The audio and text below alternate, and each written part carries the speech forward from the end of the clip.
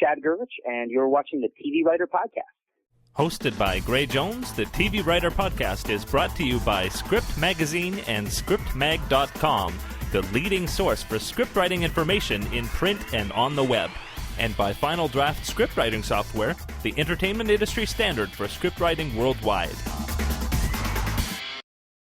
My name is Gray Jones, and I want to welcome you to the TV Writer Podcast, partner of Script Magazine, episode 21 for Monday, May 16th, 2011.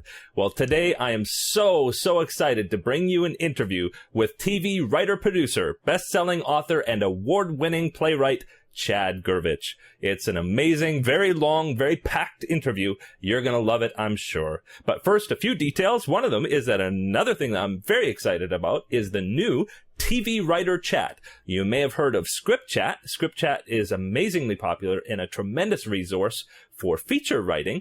And we are announcing and releasing this week the very first TV Writer Chat, which is a sister to Script Chat, just for TV writing. The very first one actually started yesterday on Sunday, May 15th. You can find out all the details about that at tvwriterchat.com. It's every Sunday, 6:30 p.m. Pacific, 9:30 p.m. Eastern, and you basically go on Twitter, or there's a site where you can log in to chat about TV writing. And every week there will be a different topic. You can find out a list of topics at tvwriterchat.com. And I'm very excited about it. Jamie Livingston, Zach Sandford, Viviana from Script Chat, and myself are all going to be involved, rotating as moderators for the TV Writer Chat. And it's very cool. You can also, at any point in the week, just add the hashtag to your tweets on Twitter, TV Writer Chat, very simple, and then they will go to other people who are following that hashtag. So very neat. I want to remind you about tvwriterpodcast.com, where you can find all of the 21 episodes that we've done for the TV Writer Podcast. There's lots of great ones. In particular, if you haven't checked out the Social Media and the Writer Roundtable podcast, episodes 19 and 20, definitely check those out. Some amazing information there that will help you in your TV writing work. Also, there's the Twitter database there, which is 700 writers so far and continuing to climb. Twitter addresses that you can follow in handy little links or as individual writers.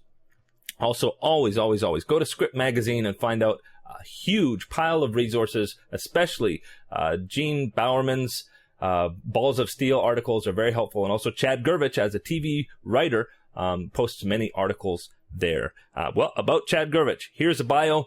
We had so much to cover. I wanted to make sure to do the bio now so that we have a little bit of background information about Chad before we start.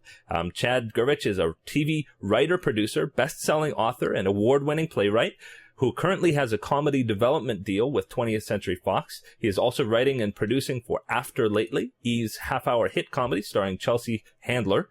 As a writer and producer, Chad created Style Network's hit comedy reality show Foodie Call before going on to write, produce, and develop shows, both scripted and reality, for ABC, Fox, Warner Brothers, Endemol, Overbook, Super Delicious, CBS Studios, True TV, Zoo Productions, Fox Reality Channel, Renegade 83, Food Network, and The Weinstein Company. I'm sure you've heard of a whole pile of those. His credits include Wipeout, Cupcake Wars, Reality Binge, Speeders, and others. Prior to producing, Chad spent 5 years as a development executive with the Littlefield Company, former NBC president Warren Littlefield's production company, developing pilots and series for NBC, ABC, UPN, the WB, and Paramount TV. Chad also worked in production on shows such as The Wanda Sykes Show, Star Search, the Academy Awards, and Malcolm in the Middle. As an author, Chad's best-selling TV writing handbook, Small Screen, Big Picture, A Writer's Guide to the TV Business, debuted in 2008 to critical acclaim and outstanding sales, and is presently being used as a textbook in the CBS Diversity Writers Program, the WGA Showrunners Training Program, NBC's Writers on the Verge, NATPE's Diversity Fellowship, California State, and USC's TV classes. Lots of places. Chad currently writes Script Magazine's popular weekly primetime blog, the most viewed page on the magazine's website, and contributes regularly to many other publications, including Daily Variety. In addition, he created and produced Morning Call Time, Hollywood's first daily audio news podcast. One of Chad's passions is teaching. With a playwriting MFA from UCLA, he has spent years teaching writing and producing classes for Media Bistro, Gotham Writers Workshop, Writing Pad, and Story Studio Chicago, as well as lecturing at colleges and schools such as UCLA and Vanderbilt. He also speaks at festivals and conferences such as the TV and Film Summit and the Great American Pitch Fest. Wow. Lots and lots and lots of stuff. He's represented by APA in Los Angeles. And boy, you're going to find out from Chad, he has done so many things in so many different pockets of the industry. He just has a great wealth of knowledge to share with us, and you're going to love the interview. You can follow Chad on Twitter at Chad Gurwitch, and you can go to his website, chadgurwitch.com, for lots of other great resources. But here we go, my interview with Chad Gervich. Enjoy. This is Gray, and I'm here with television writer, producer, best-selling author, and award-winning playwright, Chad Gervich. How you doing, Chad? Pretty good, Gray. How's it going? I'm doing really, really well, and I'm so excited that you could be on the podcast, and I wish we had 10 hours. We only have about an hour. And there's a lot to cover, and I'm really, really, really fascinated by your particular story because, and we'll get to it, but because most Hollywood writers focus on one thing. Either they are in scripted or they're in reality, and even if they're in scripted, they might only do procedurals. And once you get on a certain track, you follow that track. And your story is very, very interesting because you've done plays, because you've done reality, because you've done scripted, because you've done development. You've been an executive. And so I'm really excited for what you can share with us, in terms of how working in all those different spheres has educated you about Hollywood. But first, we're going to go way back and start with how you got started. Where did you grow up? Did you grow up in LA? No, I actually grew up in Iowa, in a small town called Iowa Falls of about 5,000 people, in the middle of the cornfields of Iowa. Wow. So cornfields of Iowa. Did you already know at that point that you wanted to do plays? Well, you know what? Ever since I was as young as I can possibly remember, I wanted to be a writer. I wanted to tell stories. And I can remember when I was little, probably like 7 or 8 years old, I was obsessed with this movie Escape from Witch Mountain, this old Disney movie that I used to love. Oh, I love that one. And it was so good. It's so much better than the remake too. Uh-huh. But I used to love this movie, and I would write stories. I would write like my own little sequels to it, and then bind them and take them up to our public library to put on the shelves. No. Yeah, and they up until a few years ago, they still had them there. When I would go home, I would go look. Wow. But so I don't know that I necessarily knew immediately that I wanted to be a playwright. But I knew that I loved telling stories, and I always loved movies and storytelling from as young as I can remember. Mm-hmm. And so when did you start writing plays? Probably like 5th or 6th grade, I would think. Mm-hmm. My parents always took me, and I have a younger brother, and we were constantly going to plays. And, in the middle of Iowa, there wasn't always a ton of theater. There was community theater, and we always saw the community theater plays, and we had a community college, and we always supported their theater. But my parents would always, we would drive to Des Moines or Chicago or Minneapolis. We would drive hours to go see, a touring production or even a local production in those cities of a play. And so, I don't remember the first play that I saw or the first time I decided I wanted to write plays, but from a really young age, I was just kind of in love with the theater and performance and watching stories come alive on a stage or on a screen. I just always loved it. I can remember once my parents, I don't know, I was probably 3rd, 4th, 5th grade, asked me if I wanted to have a birthday party for my birthday or go to Des Moines to see this play that was coming through, and I chose going to the play. And I just always loved it. I always loved that. And so then, probably around 4th or 5th grade, I started writing little plays for my friends to put on. I used to shoot movies. I used to write movies that I would then shoot with my dad's little silent movie camera. This was before video cameras. Oh, cool. But I don't know if it was before video cameras, but it was before we had a video camera. Mm-hmm. And then as I got more into junior high and high school, and we really started having student productions, I really started getting into it. I wrote our high school play one year.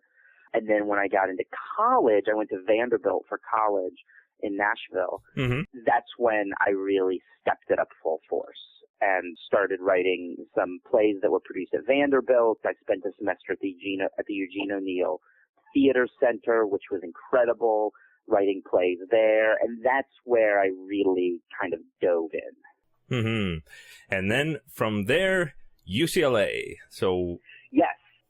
So did you go to UCLA for playwriting? Yes. The reason I went to UCLA for playwriting was you could only, I think this is still true at UCLA, that you could only, when you were applying, you had to choose. You could only apply to one program at a time, playwriting or screenwriting. Mm-hmm. And the playwriting students were allowed to take screenwriting classes, but the screenwriters were not allowed to take playwriting classes. Interesting. Which was so interesting and ridiculous to me. And I recently found out that was a decision of the playwriting department, that the screenwriters would all love to take playwriting classes, but the playwriting department doesn't allow them, which is ridiculous to wow. me.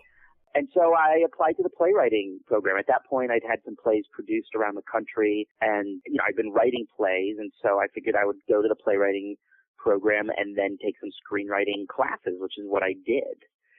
What was interesting was I always thought that I wanted to write movies. Mm-hmm. But when I took the screenwriting classes, I loved the classes. I loved the teachers. I loved the other students. But I didn't, for whatever reason, love the process of writing movies. I just didn't connect with it, with the storytelling for some reason, in the same way that I loved telling stories that were going to be told on a stage. Mm-hmm. And it was kind of surprising to me because I'd expected to love it because I loved movies and I loved writing, and I thought I had come out here to write for the movies, and so I didn't know what I was going to do with myself. And then in my final year at UCLA, at the time, they had a mentor program for graduating grad students where they would match up graduating grad students with working professionals. Mm-hmm. And so I applied to this mentor program and ended up getting as my mentor Warren Littlefield, who at the time was president of NBC Entertainment. Crazy. It was amazing. And for anyone listening who doesn't know who Warren was, I mean, he was president of NBC for virtually all of the 90s. He developed Seinfeld, Frasier, Will and Grace, ER, Law and Order. So, I mean, it was truly like getting the crown jewel of the mentors. And he was the first one who had said to me after reading some of my plays, have you ever thought about writing television? And I said, no, UCLA doesn't have any TV writing classes. Now they do, but at the time they didn't. I've never really thought about it. And he said, well, why don't you tell me what your favorite shows are? I'll get you some scripts. I'll teach you how to study them. You'll write a couple specs and we'll take it from there. And so kind of under his guidance and the guidance of a man named Jeff Harris, who ran Warren's story department, I wrote my first 2 specs. Mm-hmm. And it was like, you've sat in a lot of chairs your entire life, and then one day you sit down in the most comfortable chair you've ever sat in. And I loved it. I loved the process of writing them. I loved studying them. I loved everything. I loved the fact that I was writing characters who I was already in love with and was going to live with on television for a long time after that. Even though I wasn't writing for the shows, I was just watching them. It was great. And I literally never looked back and have just been completely immersed in the world of television ever since. Wow. And so you worked for Littlefield Company for about 5 years. Yes. When I graduated from UCLA, it was right around the time that Warren left NBC to start the Littlefield Company, which was his production company in partnership with NBC Studios. And when he opened those doors, he hired me as a creative executive / assistant to the head of development and talent at his company, a woman named Jen Faltings. And I worked as her assistant for about a year and a half, mm-hmm. which was amazing. I mean, first of all, Warren and everybody who worked at that company was terrific. And it was the grad school that I didn't have. I mean, it was such an education in the television industry and how shows are developed, how they're put together, pilots being shot, staffing season. I mean, it was just an education in all of that. Mm-hmm. And also, I will say this, an education, Warren is such a stand-up guy and a great executive and a creative thinker. It was also just kind of an education in the kind of person you want to be and work with in this industry. Mm. So anyway, I worked there as an assistant for about a year and a half and then left when we lost our deal with NBC Studios. Oh, you left after a year and a half? I left after a year and a half, but ended up coming back 2 years later as a full executive, and I worked there for like another 2.5, 3 years. Wow. And in the time that I was gone, I spent a year and a half working as a director's assistant on shows like Malcolm in the Middle. We did a David Kelly show called Girls Club. I was working for Todd Holland, who is a huge director and just an incredibly talented director and producer, and that was a whole other education and other facets of filmmaking and television. Mm-hmm. I worked on the new Star Search when that came back with Arsenio Hall. I worked as a writer's assistant on a Fox show, which was picked up for 13 episodes and never made it on the air. Oh, no.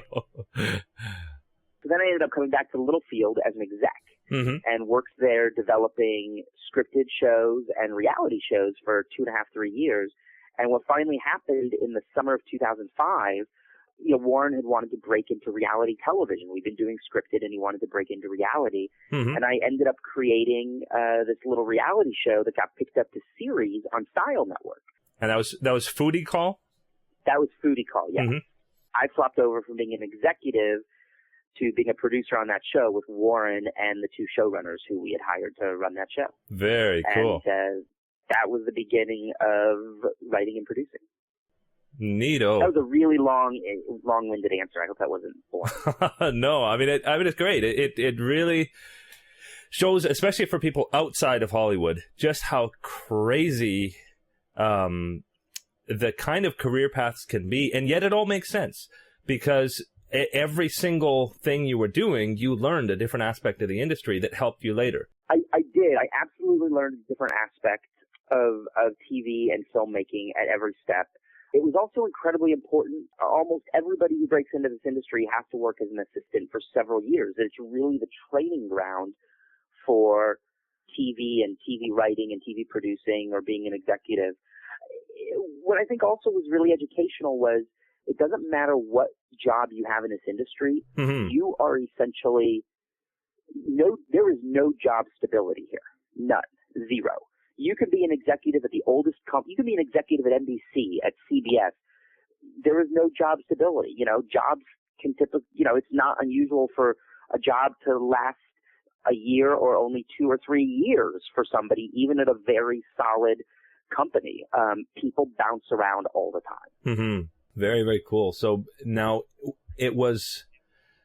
You have a long list of networks you've worked for and credits and things like that. And is that just kind of a mixture of the stuff that you've developed and written for? And was it all through that time, like part of it through Littlefield and part of it after? When I was at Littlefield, we originally had that deal with NBC Studios, and we then had our deal with Paramount. The Littlefield company now has a deal with ABC Studios. I obviously don't work there anymore.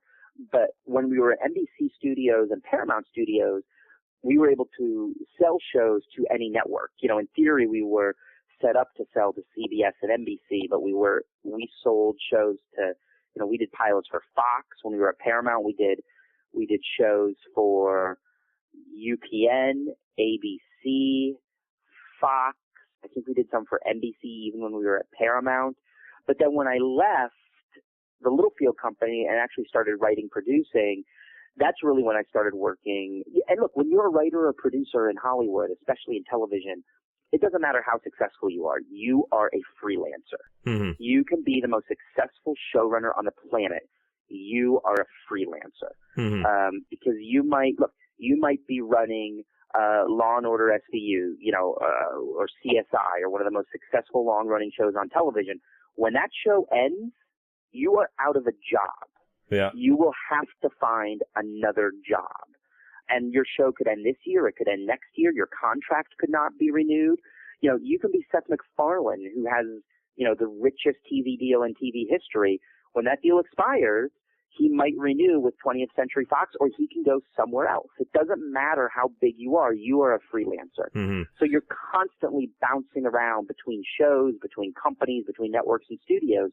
So in the time that I've been writing and producing, I worked for Fox, the Food Network, True TV, the Weinstein Company, Warner Brothers. Again, I'm not looking at the same list you're looking at, but you just bounce between all of these different companies. And sometimes I've heard cases where when you're doing really, really well, they say, oh, let's have you go start this other new show. And then that show dies and you're not with the place that you were doing really, really well anymore. Oh, yeah, absolutely. Absolutely. It's funny because the brass ring the gold ring that everybody's trying to reach for is to create your own show. Mm-hmm. But in order to have the opportunity to create your own show, you often have to put whatever job you're working at on the line. Mm-hmm. And so it's very tough, and most new shows don't go. Look, every year the networks and the studios develop 100 to 150 new series. And those are just script commitments that they're having writers write. But of those 100 to 150 new shows developed every year by the major broadcast networks and studios, look, only maybe 8 of them ever actually get on the air. Mm-hmm. And of those 8 shows, if you're lucky, maybe 2 of them survive their first season without getting canceled, and maybe one of them actually becomes a hit. Wow. But the rest of those are never heard of or seen again. Most of them never make it to the screen. And yet there are thousands of writers who are working that whole time. Literally, all those 150 scripts, people got paid to write them. Yes, absolutely. But it's tough. If you think about it, assume, just to make the numbers easy, assume there are 5 broadcast networks and each of them is developing 100 scripts. Mm-hmm. Each of them is developing 100 scripts per year. And then they all have writers on the shows that are already on the air. That's not very many jobs for an entire industry. There's maybe 1,000 writer jobs. I'm sure the Writers Guild has actual numbers on this. Mm-hmm. But that's a tiny number of jobs. All of the people in this city, in Los Angeles and out there in the world who want to write in television, hundreds of thousands, are competing for essentially a few hundred jobs that pop up every single year. And most of those jobs aren't going to the newcomers who are maybe incredibly talented and incredibly passionate. Most of those jobs are going to veterans who have been working at this or trying to work at this for years and years and years and years. So it's a tiny, tiny, tiny number of jobs that are available, and many, many, many, many people looking to fill them. Mm-hmm. It's not like the medical field or the law field where you can work anywhere, and there are always going to, there are doctor jobs in every city and writer jobs in every city. This is an industry that exists in one town and Mm-hmm. one town only, and there are only a very select number of spots for people to work in. And so if you want to be one of those spots, you have to plan your career and play your cards very carefully. Mm-hmm. Now, I think it does bear mentioning that in features, I would say that it's even more so.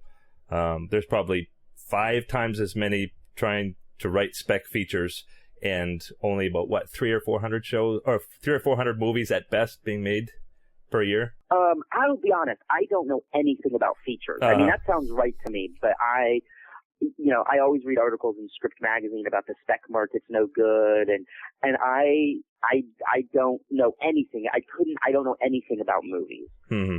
I don't. I can't even really talk about it. Okay. Well, let's move on a little bit, and let's see. What should we hit first? First, maybe why don't you tell us a little bit about After Lately that you've been working on recently, and actually between 2005 and now. What led to that show and other projects of note in that time? When Foodie Call got picked up by the Style Network, and I swapped over to produce that. That was a blast. and such an incredible learning experience. I never set out to work in reality television. But when Foodie Call was picked up, it's something that happened that I embraced and ran with. Mm-hmm. And I learned an incredible amount and loved working in reality and still do love reality. I mean, it is, anybody who says it is not an art form, I feel like people still sneeze at reality a little bit. Mm-hmm. But it is 100% an art form. It is a different art form than storytelling in the scripted world, but it's an art form as created and crafted and written as anything you'll see on Grey's Anatomy or The Big Bang Theory. Mm-hmm. Having said that, I feel like my career has kind of been, if my writing producing career started with Foodie Call, which was obviously a reality show, which I created and was very creatively involved with, I do feel like my career has kind of been a path from reality back to the scripted world, which, to be totally honest, is kind of where my heart has always been. Mm-hmm. After Foodie Call, I EP'd a talk show pilot for the E! Channel, which unfortunately did not get on the air, although it was a great pilot. It just didn't go. But from there, I started moving towards some late night stuff, some sketch and alternative comedy work. I did some online sitcoms. I did an online sitcom for Warner Brothers, which was literally, we had a writer's room and it was run just like a regular TV sitcom. Oh, wow. It was short little webisodes for online. Did the same thing for a Fox show. So I feel like my path has been from the reality world back to the scripted world. Well, and then I imagine that the online comedy led to After Lately? It didn't actually. I'll tell you how After Lately came about. Well, first of all, a couple of quick milestones, I think that were important along that path from reality back to scripted. Mm-hmm. One, about 3 years ago, I wrote on a show called Reality Binge that lasted for 2 seasons. Reality Binge was it was actually on the Fox reality channel, which no longer exists, but it was not a reality show. Mm-hmm. Fox wanted to do their version of The Soup. And so Reality Binge was a carbon copy of the Soup. But it looked like The Soup. It was the same concept as The Soup. It was basically The Soup, which was always very frustrating to those of us who've been hired as writers because we wanted to make our own show. But one of the things that was very fun about that, and it did change from The Soup because we were doing more sketches. We were going out and shooting bits on location a little more than The Soup did, and it morphed a little bit into something that was a cross kind of between a clip show and a sketch show. But what was important about that show was, look, nobody watched it. Nobody ever saw that show. But because nobody ever watched it, the network was really wonderful about giving us kind of the freedom to experiment and try things. And so we would do bits and sketches and jokes, a lot of which flopped, but some of which really landed and was really funny. Mm-hmm. And so that show was, I think, kind of like a pivotal move for me in starting to move from reality back to the world of scripted and comedy. Mm-hmm. And that was very important, and learned so much on that show about what works, what doesn't work, trying things, dealing with the network. So that was really important. I think, honestly, the next, another important milestone for me came about a year and a half ago. I took a job on the Wanda Sykes show, which was Wanda Sykes' talk show on Fox. And, look, the show never did particularly well, and I couldn't say that it was the best talk show on TV. But the people I worked with there were incredible. Mm-hmm. And I learned so much. And here's the thing. I was not a writer on that show. I was a researcher.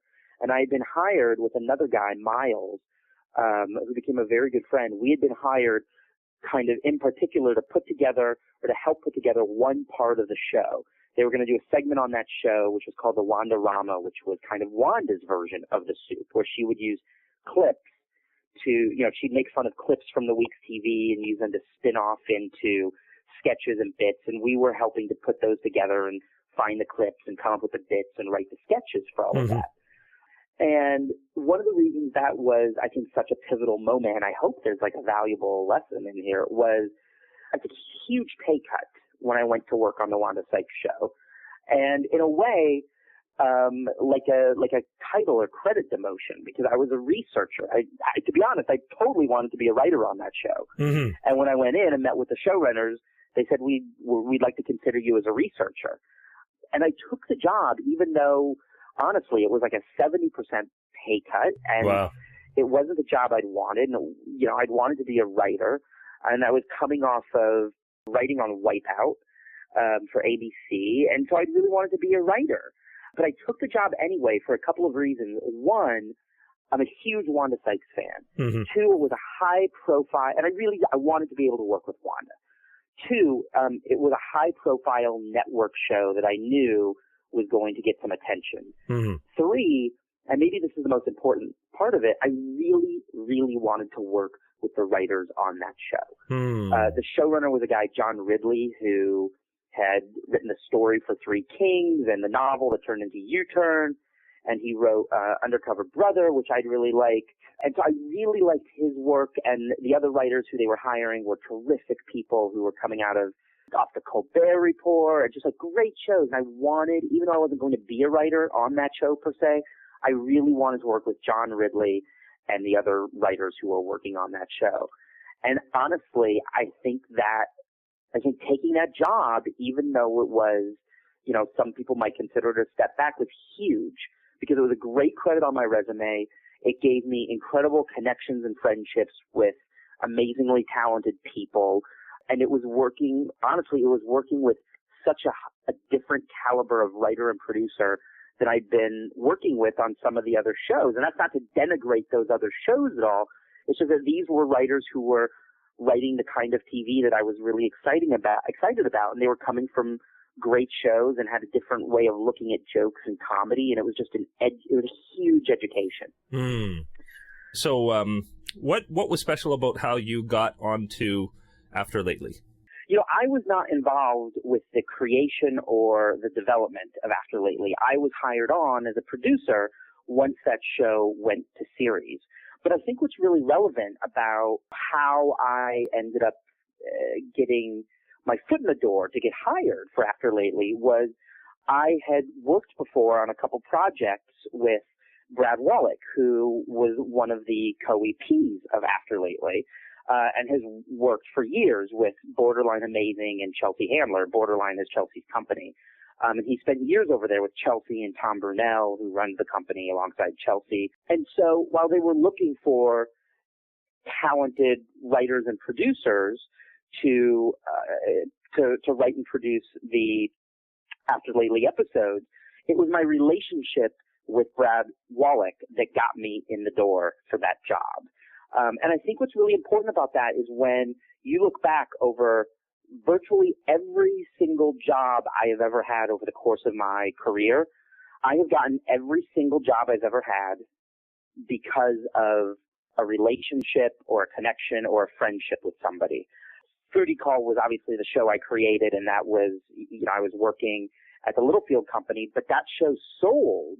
One of the reasons that show sold is because Warren Littlefield, who was obviously the EP and the head of the Littlefield company, had worked at NBC with Ted Harbert, who is the president, was at the time the president of E! in Style.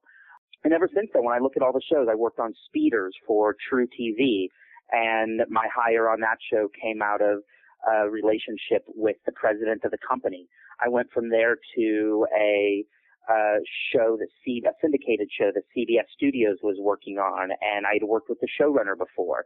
I went from there to Wipeout and got hooked up with the Wipeout people because I've been friends for years with the exec at ABC who was covering Wipeout, and we had lunch together one day, and he said they're looking for a new comedy producer, and sent my stuff over, and I was hired by that evening. And After Lately was no different. It was I've had a long relationship with Brad, and he was one of the people responsible for interviewing and hiring producers for that show. So anyway, so I say all this because I think it really pounds home the point that while you have to be a talented writer, and that comes first and foremost, it is of equal importance that you have a huge network of professional contacts and relationships. Yeah, absolutely. I know in the sphere of editing up in here in Toronto, it's no different. I very seldom use a resume anymore. It's more, I'm out with some friends who work in the industry, and they say, oh, this job is coming up, or that job is coming up, and they make a call, and 90% of the time, like, I've actually been hired for jobs where they don't even ask what I did before, and they don't even ask whether I know how to work with the equipment they have or anything like that. It's just... Absolutely. Oh, Steve recommended you. When can you start? Yes, absolutely. And look, I have great agents, and I love my agents. People are always asking, well, if you have an agent, you shouldn't need those relationships. I have a great agent. I love my agents. My agents work really hard for me, but most of the jobs I have gotten because of my relationships, which does not mean that my agents aren't helpful, because they then come in, they do the deal, they make sure the deal protects me, they maybe get me more money or better protection or longer terms. But also my agents, when they're putting me up for jobs, you know, on the CBS Studios show, and this was a few years ago, my agents put me up for that job, but then it was my relationship with the showrunner, who at the time they didn't even know was working on the show, that ended up sealing the deal. And I can't tell you, Gray, how many times my agents will call me and they'll say, we're putting you up for this show, we're putting you up for that project, we're sending you into a meeting here. If you know anybody who knows these producers, if you have friends who work on this show, if you know anyone who knows this executive, have them call and put in a good word. And so I'm constantly making my own contacts and networks and relationships, not only for my own sake, but to help my agents help me. And so, you know, for all those people who don't think that networking and don't think that relationships are important, A, you're wrong, and B, that's why it's so essential to be in this city, in Los Angeles, working actively in the entertainment industry, because if you're not able to build, or Toronto, you know, you're working in the entertainment industry in Toronto, wherever you want to work, you need to be in a city that houses that industry. Because if you're not, you can't build the professional network that you absolutely need in order to have a career. Yeah, and it's, Twitter is awesome, Facebook is awesome, but cups of coffee and dinners and networking events, all of those things need to be milked, I think. Without a doubt, I always tell, you know, when I'm teaching a class or meeting with young writers, I always say never underestimate the value of taking somebody to lunch or to coffee or to drinks. And that means, first of all, that you buy. If you invite somebody to lunch or drinks, you're paying. But I make it a point when I'm not actively in production. When you're in production, it's very hard to do lunches and drinks because you're working around the clock. But I make it a point when I'm not in production to try to take somebody to lunch or drinks at least 4 to 6 or 7 times a week. And sometimes those are people I know and I'm maintaining a relationship, and other times those are new people. But you're absolutely right. Sitting across from somebody, even just chatting and nurturing that friendship, it doesn't mean you're asking them for a job or asking them to read a script. It just means you're spending quality time with them and catching up and learning about them and their business. Nurturing the relationship is probably one of the most essential parts of building your career. Excellent points. So to sum it all up, you've worked as an executive in development, as a writer, producer, unscripted, scripted, and along the way, you learned about so many parts of how Hollywood worked. You learned about a lot of different networks and studios. And at what point did you decide that you wanted to write a book? Well, when I first started working in the industry, at the Littlefield company, I guess, I knew nothing. I started the Littlefield company. I didn't know what pilot season was. I didn't know how staffing worked. I'd never heard of the upfronts. I didn't know what an IFCOM was or an overall. I didn't know anything. And while everybody at the Littlefield company was super helpful and great teachers, I remember thinking, I literally was like, I wish there was a book or like a handbook, a guide, something that I could read that would just tell me how all of this worked. And I guess that thought just always stuck with me. And then as I learned more and more and more, and there was no book out there doing it, there was no book out there talking about this stuff, I decided I should be the one to write it. You know, and at that point, you know, I had been writing for magazines and writing articles that explained some of this stuff, but there was no one place that explained all of it. There was no book. Mm-hmm. And so I guess I kind of wrote it so that all the other people like me who started out knowing nothing could have the handbook that I always wished I'd had. Yeah, and it certainly does that, and that's not an empty claim. I've read quite a few books on TV and feature writing, and I would say that most of them are very practical. They're very focused on the actual script writing part. There's a few that are more in terms of how to sell yourself and find an agent and that kind of thing. But I don't know of any other book that comes even close to giving you the map of Hollywood that yours does. Thank you. Well, we should say the title of it, which is Small Screen, Big Picture, A Writer's Guide to the TV Business. Mm-hmm. And, I mean, thank you. I really appreciate that. And there is no other book. And what amazed me about TV and Hollywood when I started working here was, and people never want to believe this, but first, it is a business. Mm-hmm. And there are very rigid patterns and schedules and processes. Things work in very calculated ways. Mm-hmm. And understanding how things work, I think not only helps you excel or advance in your career if you're an agent or a manager or an executive, but how things work and the business processes that things go through informs how TV shows are created and what works as a TV show and what doesn't work as a TV show. I think so often aspiring writers think a TV show is just, if I have a good story and good characters, that's all I need. Mm-hmm. And that could not be further from the truth. That's not what a television show is. Television shows work in very specific ways, and some of those ways are defined by the way the business works. So the more you can understand the way the business works, the better shot you have at creating a real television show, and the better shot you have at selling it. Mm-hmm. Yeah, and actually I think it ties a little bit in with this. You've done a number of articles at Script Magazine, and I've heard from Joshua Stecker that they're actually the most visited articles on the website, and some have even caused a little bit of controversy. I'm going to mention a few of them. Am I too old to become a screenwriter? Why you shouldn't use a script coverage service? Should I go to grad school? Why winning a contest rarely gives your script an edge? Do all screenwriters have to live in LA? Juggling writing and a job, figure it the bleep out.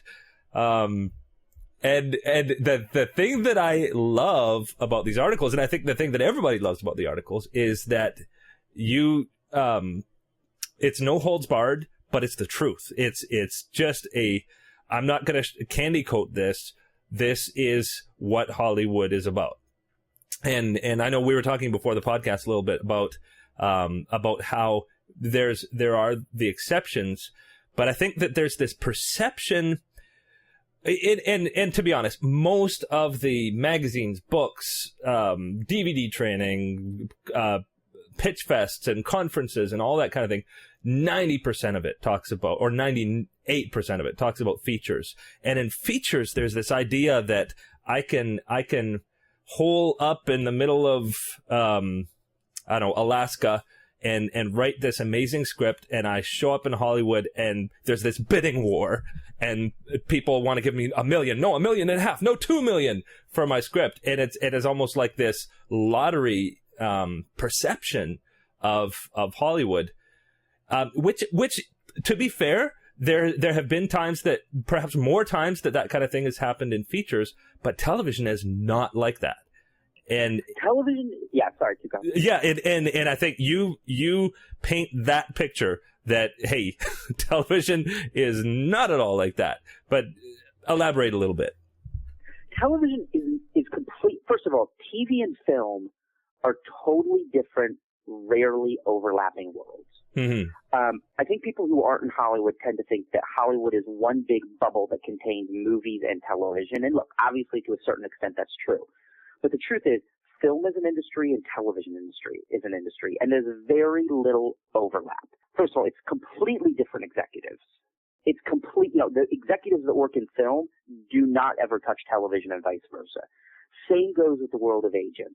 Actors obviously cross over, but even writers, for the most part, work in one or the other. Now, that doesn't mean that writers working in TV don't occasionally try and sell a movie, and don't occasionally do sell a movie. But for the most part, TV and film are two worlds that don't overlap very much. And they work totally differently. Absolutely, absolutely. And so pretty much everything that people have learned about screenwriting, you maybe not throw it out the window, but you put it on a really high shelf and then look at TV writing really with a clean slate. With that clean slate, breaking in as a writer in television, Reader's Digest, nuts and bolts. To break in as a writer in television, you need two things. One is you need exceptional writing talent, exceptional writing ability. And in order to prove that, you need to have writing samples. Traditionally, the writing samples that aspiring TV writers have needed to have in order to break in are you need spec scripts, which are scripts that you've written for shows that are already on the air. So you might write a spec of The Big Bang Theory, or you might write a spec of Criminal Minds, or you might write a spec of Burn Notice. Those spec episodes can never be sold. They won't be produced. They won't actually get on the air. They're simply to prove that you can write in another writer's voice and that you can tell a story using another writer's characters. Mm-hmm. The other type of writing sample that aspiring writers trying to break into TV need is original material. Something you have created and executed on the page entirely by yourself. Mm-hmm. This often, right now, what's in vogue seems to be original pilots. Mm-hmm. So you could, you would write your own half-hour or hour-long, you'd write your own cop show, you'd write your own sitcom. But, original material can really be anything that shows off your storytelling muscle and your unique voice. It could be a movie script. It could be a play. When I was an executive, I read essays. Showrunners, producers, and executives tend to want to read something that's in the medium they're working in. So, there are a lot of people who probably wouldn't necessarily read an essay or even a movie if they're trying to staff or hire for a TV show. They would want to read something original that's written for the medium of television. Mm-hmm. But the point is you need spec scripts and original material to prove that you can write. Mm-hmm. The second thing you need in order to break into a television career is you need an incredibly strong network of professional contacts. Mm-hmm. And I feel like this is the part where people or aspiring writers start to get prickly. And this is the stuff they don't want to hear. But the truth is, Hollywood, and especially television, is an entire industry based entirely on personal and professional relationships. Mm-hmm. And so you might be the best writer in the world. You might be Joss Whedon or Ernest Hemingway. But if you don't have professional relationships with showrunners, executives, producers, writers, agents, you are not going anywhere. And it's not just one relationship that you need. People always say, oh, well, my cousin's an executive at CBS. It doesn't matter. You need a network of professional contacts. And a network takes years of hard work and networking in order to build. Mm-hmm. So that's why I always think that if you want to be a television writer, the number one thing you need to do is get yourself to Los Angeles and start working in the industry, because there is no better way to build your network of contacts than to work in an industry, than to work in the industry where every day you are meeting and working alongside other people who work here. Your Rolodex will just grow exponentially every day because you're working here. And also, another great way to network is writing fellowships. In one of your articles, anyway, you mentioned about these writing fellowships and how they can help, particularly, I think, younger writers, maybe? No, you know what? I mean, I think they're great for every writer, and some of them very actively try to look for diverse writers, Mm-hmm. which does not necessarily mean ethnically diverse. You know, some of these fellowships define diversity as, you know, older writers. Female writers are sometimes counted as diverse. So Mm-hmm. everyone is a little bit different. If you can get into one of these programs, they are a terrific help, Mm-hmm. but they're incredibly competitive. You know, each of these programs only takes a handful, and by handful I mean maybe like 10 or 15, 20 tops Mm-hmm. people a year. So it's super competitive, but if you can get in, they're very, very valuable. Mm-hmm. And now, just this week, actually, there's been a whole pile of shows canceled. And then there's also a whole bunch of brand new shows coming out. And that changes the question, what to write as a spec, because what you might have wanted to write last week is now all of a sudden off the air. And of course, it's never a good idea to try to write to a pilot that's coming out, because you have no idea if it's going to actually succeed. What would you say are the shows to spec right now? Well, right now, you know, for the past couple years, strangely, spec scripts really have been out of fashion. Oh, yeah? A lot of people have not wanted to read spec scripts at all. They've wanted to read only original material. Will that eventually swing back the other way? Maybe. I do know some execs who still say they want to read a spec. I would say if you're somebody who wants to read a spec, who wants to write a spec right now, you know, mid-May 2011, and you're thinking, what spec should I spec? Don't. Mm-hmm. Because you don't know, and you won't know probably until next fall. Writing a spec is kind of a delicate balancing act, because you want to write a spec of a show that is popular and respected by the industry, watched and respected by the industry. But there's often a difference between what is a very popular show and what's a show that's being buzzed about inside Hollywood itself. For instance, NCIS is like, you know, the most popular show on television, but it's not a show that gets a lot of attention or buzz inside Hollywood. I don't know anybody, honestly, who would read an NCIS spec, even though it's a hugely popular television show with the rest of the country. You also want to write a show that's not, even if it's popular and even if it's respected by the industry, you don't want to write a show that feels too old or too stale. You know, The Office is obviously a popular show. The industry loves it, but it's now been around for like 8 years. And Office Spec, you know, I wrote an Office Spec 3 years ago, 4 years ago. And when I wrote it then, it was in season 3 of The Office. Even then, people were sick of reading Office specs. Wow. So if you're writing a show that feels too old or has too many specs out there, people won't read it because they're tired of it. So it's really about having your finger on the pulse of what agents and executives and showrunners are reading, which is also why it's great to have a job in the industry, because you can ask those people and you know what's being read. You know, I would say looking forward to next year, what shows do I think might be speccable? Breaking Bad seems to be a popular one. Not anymore. No? Breaking Bad has been on for so long. I mean, look, it's a hugely respected show, but it's so old that I think it would be a tough sell. If you were to give your agent a new Breaking Bad spec, I think they would probably say, this is great. Could you have given this to me 2 years ago? What about something maybe The Good Wife? The Good Wife, maybe. Again, it's not a hugely buzzed about show in the industry, but it's highly respected. It's very intelligent, so you might be able to get away with a Good Wife. I don't think a Good Wife spec is going to get you a job on The Walking Dead. Well, Walking Dead actually is a really buzzed about one that's... It is, and Walking Dead might be a good spec. However, it's sometimes tough to write shows that are really serialized because their storylines and characters change so often.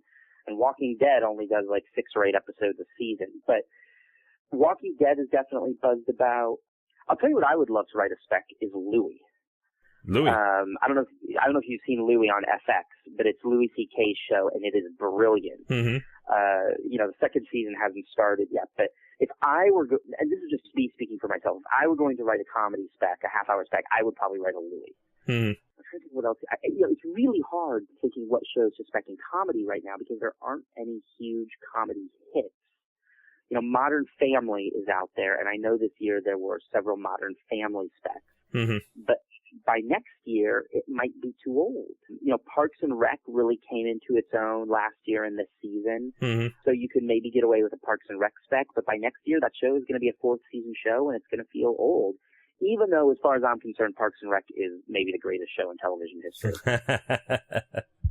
Well, and actually that raises a very, very interesting idea.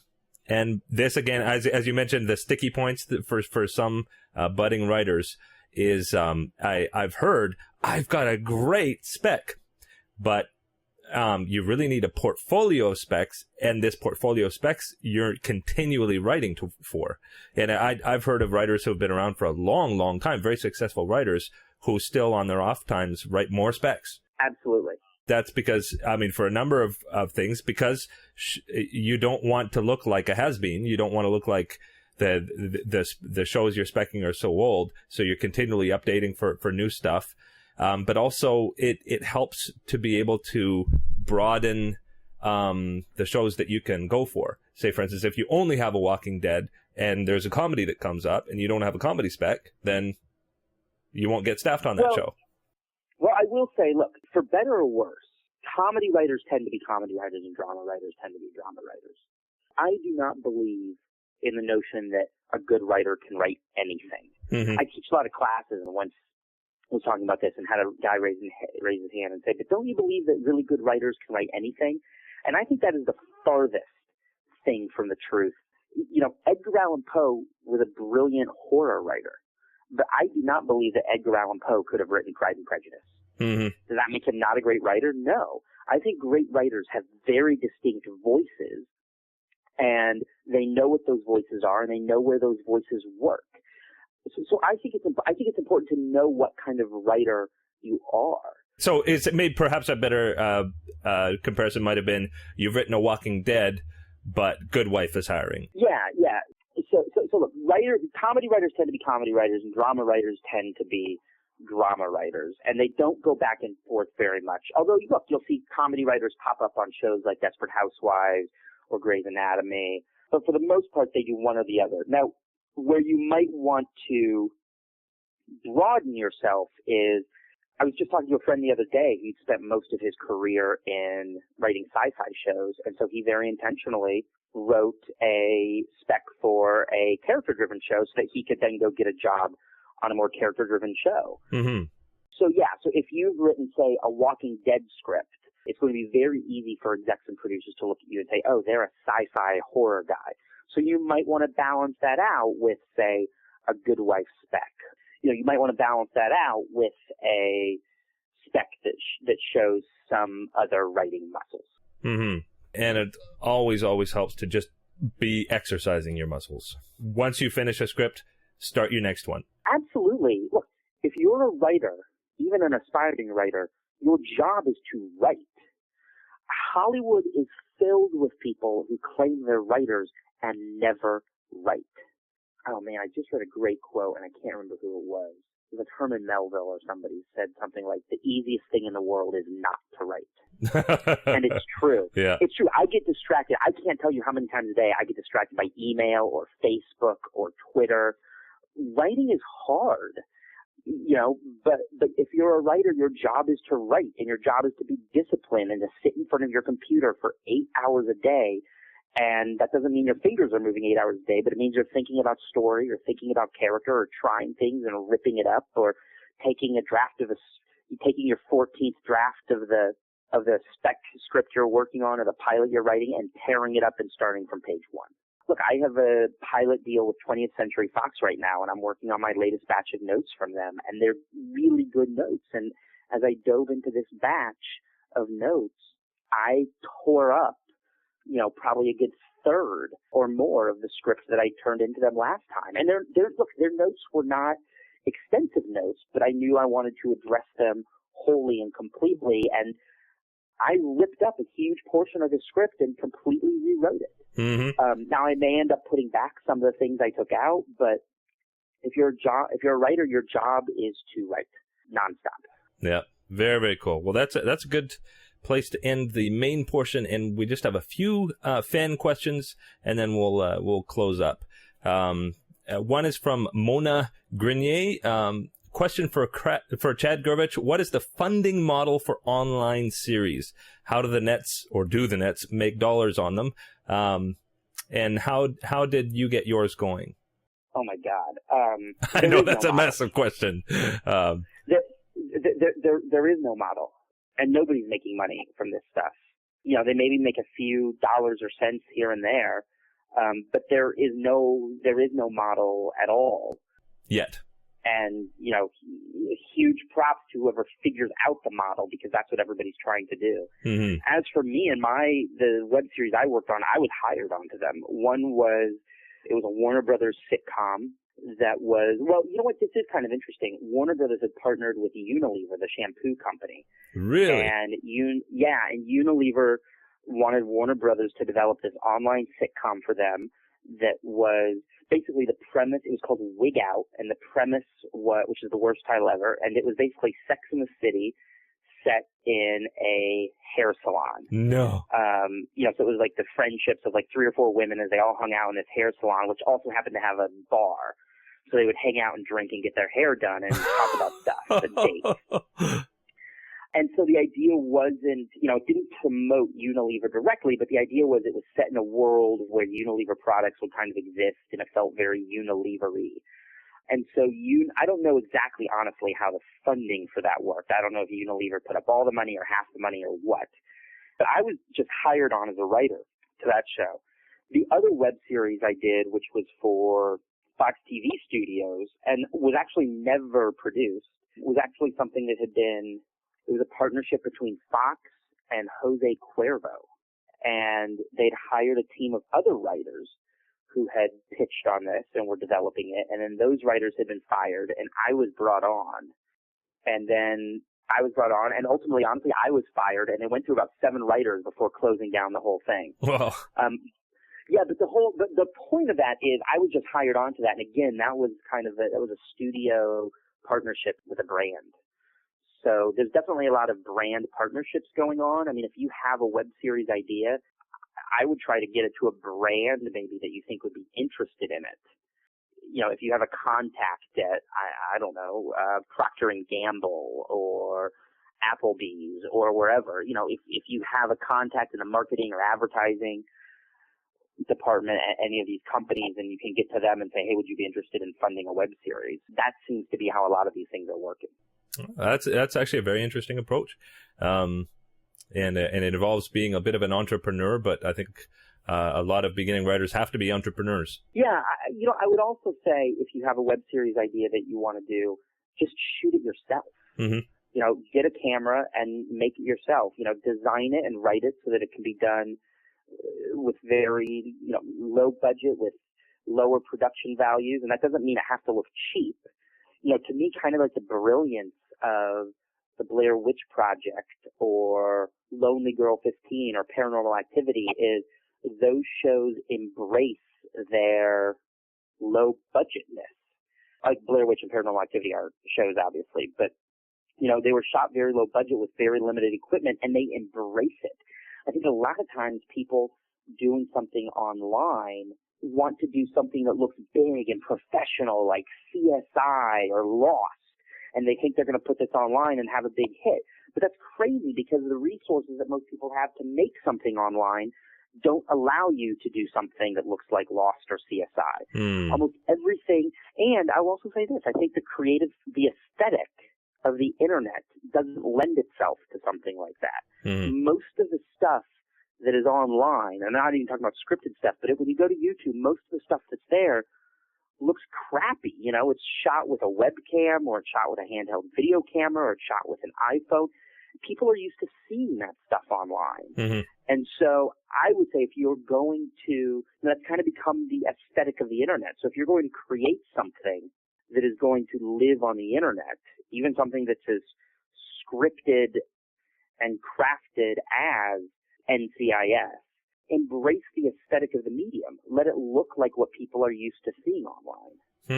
Interesting. Let it look raw. Let it look like it was shot with a handheld camera or an iPhone, and figure out how can you shoot something that looks like that or is actually shot with an iPhone that also tells a story and feels believable. I think half the reason, look, this is like 5 years ago now, but half the reason Lonely Girl 15 worked so well wasn't just that she was this adorable and fascinating character, but it looks like what people were used to seeing online, so you could believe it. You could buy the world of it.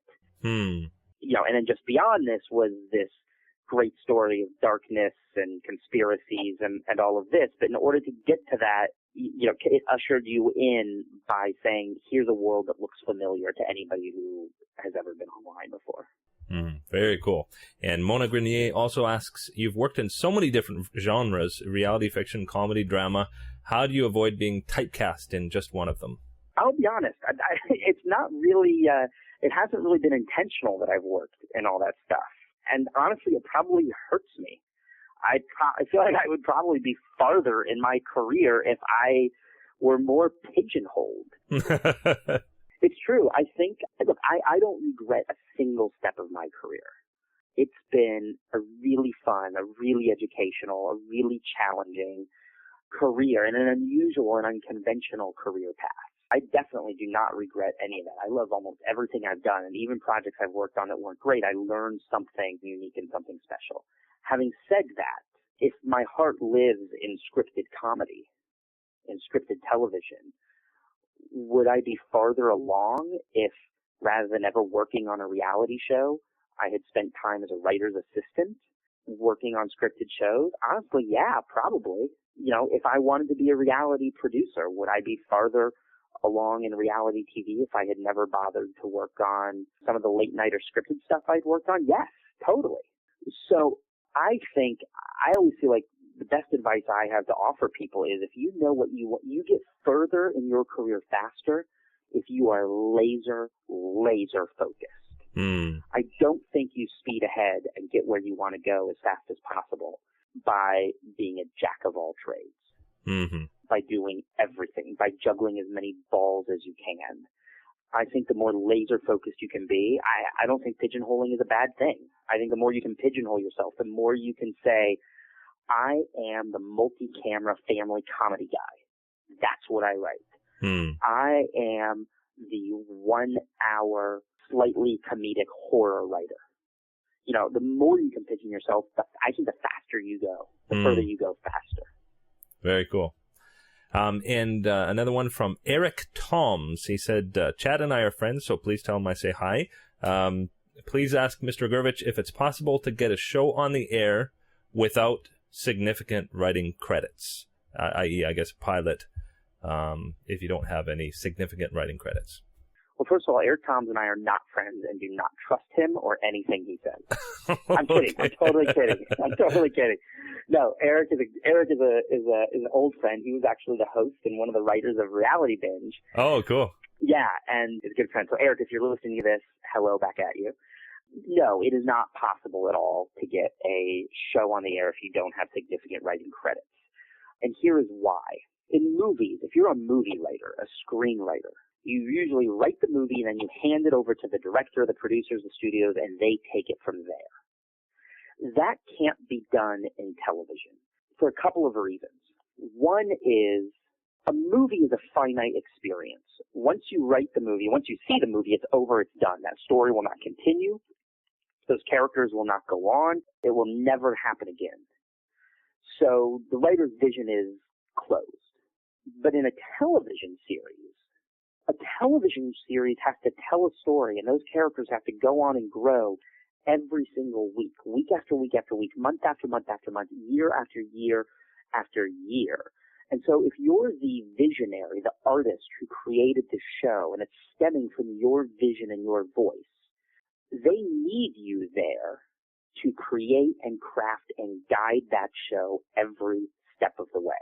So it's very hard in television to write. I always meet young writers who say, look, I have no interest in being a television writer. I just have an idea and I just want to sell it and be done. That doesn't happen. They need you there. And if you've created something, if you created a show, a property that's valuable, they want you there to help them tell those stories week after week after week. I would say if you've created a show that doesn't need you there, you haven't created a very good show and it won't sell. Mm-hmm. Studios and networks and producers are looking for shows with an incredibly distinct point of view. You know, look, think about Desperate Housewives when that show first came on the air. I mean, that was such a powerful, fierce voice that Mark Cherry had that while eventually, you know, he didn't run that show the first year, and while there were other writers who eventually came on to work on that show with him, you couldn't have done episode 2 of Desperate Housewives if Mark Cherry wasn't sitting next to you. That's the type of voice and the type of vision that these networks and studios are looking for. And when they find it, they're not just looking for an idea. They're looking for a writer who will stick with the show to guide it, to craft it every step of the way. Now, they'll partner you with a more experienced showrunner. Yes. If you don't have the experience to run the show yourself, they will partner you with somebody. Yeah. Now, the other reason that it's very hard to get a show on the air if you have no writing credits is running a show, producing a show, takes a vast amount of experience. As a showrunner, you're in charge of running the writer's room, which means you're in charge of hiring, firing, inspiring an entire staff of writers. But as a showrunner, you are also in charge of every single aspect of the show. You are in charge of the props department. You are in charge of the accounting department. You're in charge of the set design. You're in charge of casting.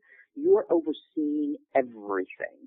You are responsible for bringing the show in on time and on budget. You are essentially the CEO of a $50 or $60 million company that's got, you know, it could have anywhere from 100 to 200 employees.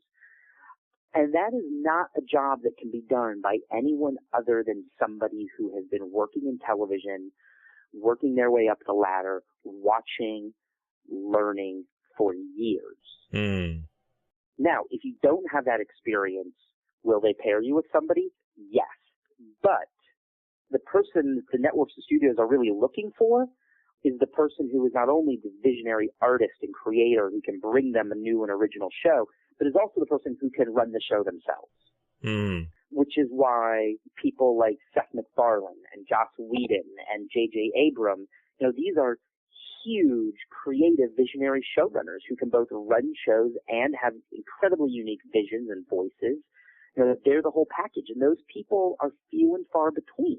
So if you don't have any writing credits, I don't know, is it possible to tell something? Maybe. I mean, maybe you can point to somebody who did it once, but for the most part, no. What about this? Since it is a situation that if the network liked it, they would pair you up with a showrunner.